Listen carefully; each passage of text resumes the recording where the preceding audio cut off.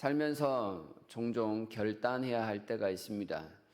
선택해야 할 때 선택하지 않으면 죽도 밥도 되지 않는 경우들이 있습니다. 신앙생활도 마찬가지입니다. 하나님께서 말씀하시고 또한 옳고 바른 일에 대해서는 믿고 전진해야 합니다. 고린도 교회는 지금 그러한 결단의 때에 놓여 있습니다. 하나님의 말씀 앞에서 마땅히 버릴 것은 버리는 과감한 일을 행해야 합니다. 갈멜산에서 엘리야가 백성들에게 외쳤던 것처럼 우상과 여호와 하나님 앞에서 갈팡질팡하고 있는 그들에게 한쪽을 빨리 택하라 이렇게 말하였던 것처럼 지금 바울이 고린도 교회를 향하여 그런 말씀을 하고 있습니다. 고린도 교회에 어찌된 일인지 영적인 혼탁함이 있었습니다. 복음을 받았음에도 그 복음에 만족하지 않고 복음에 또 다른 어떤 것, 곧 우상을 섞어버리는 그런 잘못을 저질렀습니다. 이러한 잘못을 14절에서는 함께 멍에를 매는 것이라고 표현을 합니다. 아마 이방인들과의 그 통혼 문제가 가장 큰 문제, 영적인 혼탁함의 문제였던 것 같습니다. 진심으로 복음을 받아 하나님과 화목하게 되었다면 도저히 있을 수 없는 일입니다. 하나님과 영적인 하나됨을 파괴하는 일들이기 때문입니다. 그 심각성은 14절부터 나타나는 그 질문을 통하여 드러날 수 있습니다. 신자와 불신자가, 의와 불법이, 빛과 어두움이, 그리스도와 벨리알, 여기서 벨리알은 사탄의 별칭이라고 생각하시면 되겠습니다. 그리스도와 벨리알이 하나님의 성전과 우상이 하나가 될 수 없다는 그 질문에서 나타납니다. 이 각각의 경우는 서로 짝을 이루거나 교제하거나 일치하거나 조화되거나 공통점을 찾거나 하나가 될 수 없습니다. 전혀 양립할 수 없는 별개의 문제들이라는 것이지요. 이처럼 양립할 수 없는 것을 억지로 갖다 붙이려는 것은 그리스도와 사탄을 함께 섬기는 것과 같은 심각한 일이 되는 것입니다. 고린도 교회가 그런데 이런 잘못을 저지르고 있었던 것이지요. 우상 숭배에 빠졌다라고 간단하게도 말할 수 있겠습니다. 교회는 세상으로부터 구별된 사람들입니다. 동화되거나 혼합되거나 또한 세상과 하나가 될 수 없는 존재로 이미 그 길을 걸어가고 있다는 뜻입니다. 그래서 교회는 세상에 더러운 것이 무엇인지를 분별해서 그것들을 버리는 그런 결단을 해야 합니다. 17절에서는 복음으로 세상과 구별되었으니 죄에서 나와 따로 있고 부정한 것과 접촉해서는 안 될 것에 대해서 말씀을 합니다. 하나님의 거대한 약속을 받았으니 그 약속 가운데서 온전히 거하는 자가 되어야 된다. 이렇게 강조합니다. 언약의 백성이 되었으므로 다시금 그 언약을 파기하는 어리석은 과거로 돌아가서는 안 될 것을 경고하고 있습니다. 교회는 교회만의 순수성을 나타내야 합니다. 이미 돌이킨 그 과거의 문제로 돌아가는 것은 잠언에서 이야기하는 것처럼 개가 토한 것을 다시 먹는 것 같은 그런 어리석음이다. 이렇게 지금 바울이 말씀하고 있습니다. 뒤돌아보는 자가 아니라 표대를 향하여 하나님의 나라를 향하여 전진하는 사람들이 곧 성도, 교회의 모습이어야 합니다.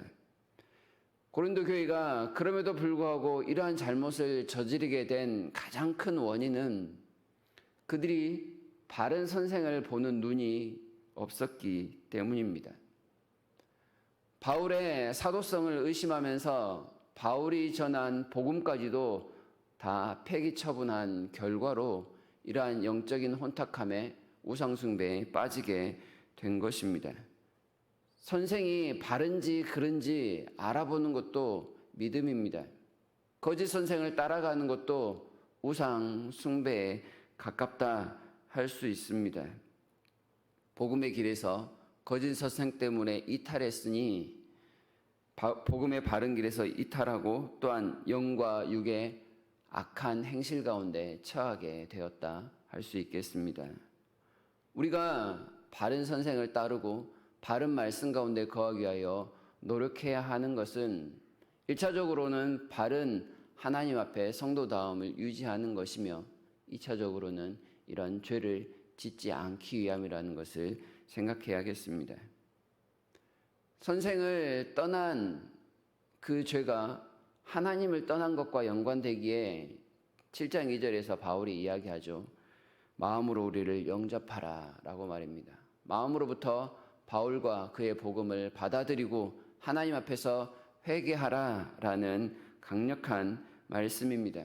복음은 하나님께서 세우신 하나님의 종들, 곧 직분자들을 통하여 온전히 드러나고 또한 믿음도 자라가게 됨을 알 수 있습니다. 이러한 하나님의 권위를 무시하면 우상숭배에 빠질 가능성이 매우 높아지는 것이지요. 바울은 더불어서 왜 자신을 다시금 받아들여야 하는지 그의 행실을 통하여 스스로 증명합니다. 좋은 나무는 그 열매로서 아는 것과 같이 그가 한 번도 불의를 행한 적이 없고 해롭게 한 적이 없고 속여 빼앗은 적도 없으며 또한 함께 죽을 만한 희생도 함께 더불어 살고자 하는 헌신도 가졌으니 자신을 하나님께서 세운 자로 받아들여도 무방할 것이다 라는 말씀을 합니다.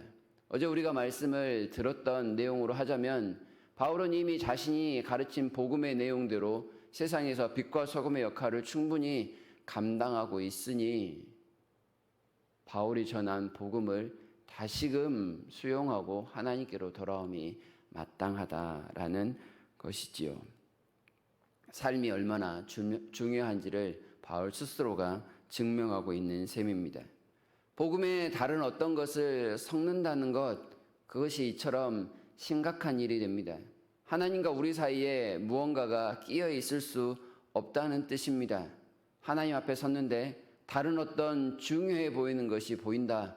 그것이 곧 고린도 교회가 가졌던 문제이고 또한 하나님 앞에서 해결해야 될 죄입니다.